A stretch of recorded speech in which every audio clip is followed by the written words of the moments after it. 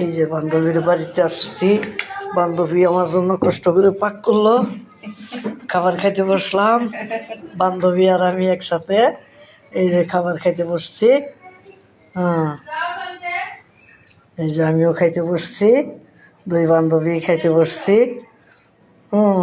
অনেকদিন পুরাতন বান্ধবী, আমরা স্কুল জীবনের বান্ধবী। হঠাৎ করে মনে পড়ে গেছে। আজকে থেকে কয় বছর হলো, প্রায় 30 বছরের মতো হয়েছে যে দেখা সাক্ষাৎ নাই।